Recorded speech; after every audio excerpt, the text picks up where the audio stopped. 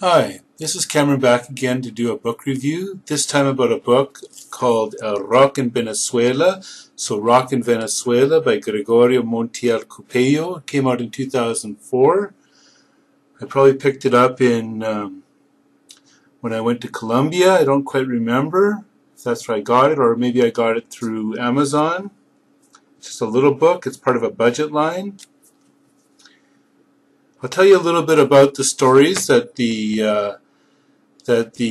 author tells about the rise of rock in the 1950s, but I'm going to focus on the 1960s. That brings us up to the halfway point in this short book, and then maybe in another video I'll review the second half of the book, which gets us into the 1970s, 80s, and 90s. So let me get started. I have to refer to my notes because I don't have this all in my head. So the origins of rock in Venezuela is that it launched in 1955 when Blackboard Jungle and Rock Around the Clock films were circulated, and people reacted very much in favor of rock. The youth were excited by it, danced to it, all danced in the aisles, were very eager to hear more of this new style of music. So they heard rock albums before they reached the record stores in Venezuela. They first heard it through their friends who were children of oil workers in Venezuela, so U.S. oil workers and their children. The first Venezuelan group to rise up and form sort of an amateurish band were Los Impala, 1959, and they copied Elvis Presley, sang both in English and Spanish versions. They would sing some versions of other U.S. singles, and they would copy Los Teen Top from Mexico, who were quite a popular band at the time. The kinds of venues in which they play would be at their friends' houses, just on a very informal basis. Another band that rose around the same time were Los Flipper, and they became competition of Los Impala. Now, at the time, most of the rock scene that was nascent and just starting off was based in Maracaibo rather than in the capital of Caracas, I should say. These groups at this time lasted a summer usually. They weren't professional. In 1961, the first group in Caracas were Los Demonios del Rock, and they sang in English, but they had no recordings. 1961 was also the year in which the first LPs that were rock-related came out in Venezuela, and those were doo-wop and twist records. So twist in particular hit big in Venezuela, and different clubs would feature twist music. In 1962, there was the first Venezuelan rock movie with a soundtrack in rock called Twist y Crimen. Bands became more professionalized around 1962-63, with the most notable band at that time being Los Supersónicos, and they did a Spanish version of Roll Over Beethoven. And they had some records that started to be recorded and issued. The big push on rock in Venezuela was the rise of hearing the Beatles. So when the Beatles began to be heard in 1964 in Venezuela, that's when rock really developed within the country. So the author calls the first of two main periods of rock in the 1960s, the 1964 to 67, 1968 to 69.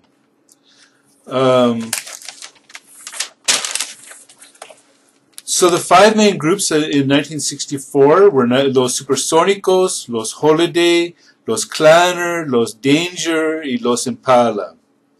Los Impala first heard the Beatles in 1963. They did a Spanish version of I Saw Her Standing There. In 1965, Los Clanner did a Spanish version of Hang On Sloopy on an international label, Philips. So that made them stand apart as they became disseminated more widely. However, they claimed that this was a very innocent time in rock and roll. They had a chance to meet and spend a car ride and a little bit of time with a visit with La Lupe from Cuba, who was a controversial singer, female singer at the time. very much sort of the Madonna before Madonna, and they felt innocent beside her. Los Claner played outside Venezuela in Aruba, Curacao, and Santo Domingo in the Dominican Republic. Also at this time in 1965, there was a girl group, Las Aves Tronadoras, who issued 345s. 1966, the two main bands were Los Dart, who did a version of You're Going to Lose That Girl in Spanish, and Los W7, so 007, influenced by the James Bond movies, El Último Beso, which was a Spanish version of The Last Kiss, a U.S. song. These were friendly rivals at the time. 1966, Los Impala, who had reformed, moved to Spain and stayed until 1970, and they were voted one of the top 5 bands in Spain, along with Los Bravos, who did Back in Black. 1967, this is important to me because I lived in Dominican Republic for 5 years and I'm interested in the rise of rock in the Dominican Republic. Well, Los Supersónicos y Los Claner visited the Dominican Republic in Santo Domingo and had an impact on the developing rock scene within the Dominican Republic. Now, 1967, at the end of 1967 was the beginning of the second period of rock, which really developed in 1968 and 69. And this is when Los Claner visited New York, especially Greenwich Village, and they were greatly impacted. They even had by these new sort of heavier bands like Jimi Hendrix, Yardbirds, Cream, these kinds of bands.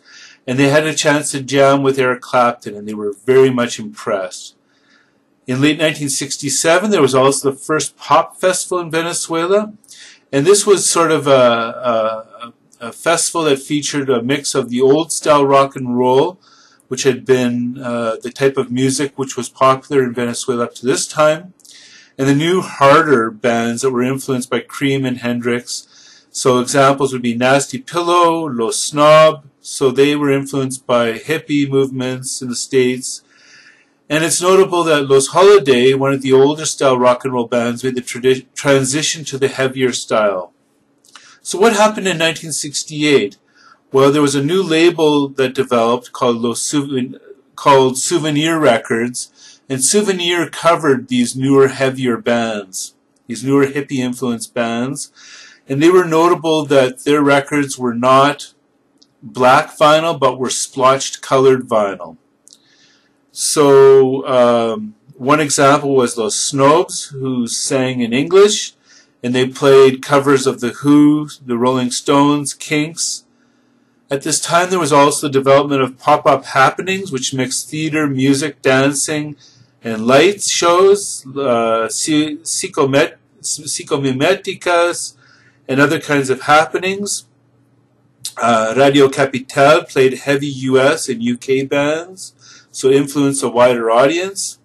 And the most important bands at that time, the 3 most important, according to the author, were the Los Memphis, Love Depression, and above all others, Ladies WC, so Ladies Water Closet or Ladies Toilet. And they're the most sought-after band among collectors today. In 2004, when this book came out, original copies of Ladies WC records sold for $2,000.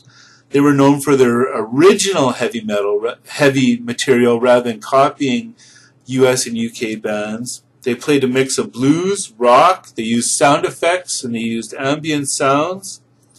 Also at this time there was the rise of a power trio called LSD. There were happenings continued. And so basically this was the rise of hippiedom and heavy sounds between 1968 and 1969. Now the second half of the book, which I'm not going to review, includes a third period of rock within Venezuela, and that's 1970 to 73 with the peak of hippiedom and then its fall. So that's something I may feature in another review in the future. Finally, my criticisms about this book.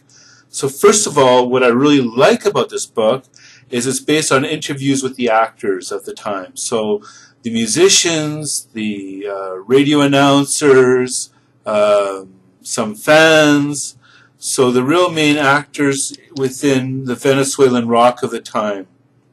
Secondly, I like that it names different singles and LPs in the narrative, so you could actually sit down and try to figure out what albums came out and at what time. And thirdly, it features a short bibliography on rock in Venezuela. Now, what could improve the book were, first of all, recognizing that it is a budget book, a very inexpensive book of 130 pages. There are no photos, there's no discography. Just excuse that phone in the background. So that's it. I hope you enjoyed this review and look forward to hearing from you. Bye-bye.